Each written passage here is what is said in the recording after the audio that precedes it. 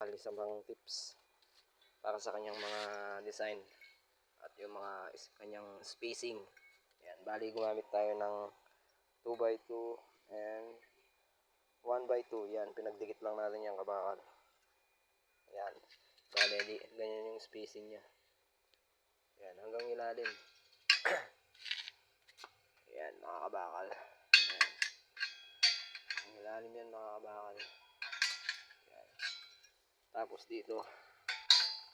Ayan. Tapos sa kanya dito naman ay ito, gumamit tayo ng 2x2. Ayan. 2x2 yung kanyang spacing dito sa may pinaka-side hanggang dito. Ayan. Bali yan, nagdudugtong siya. Ayan.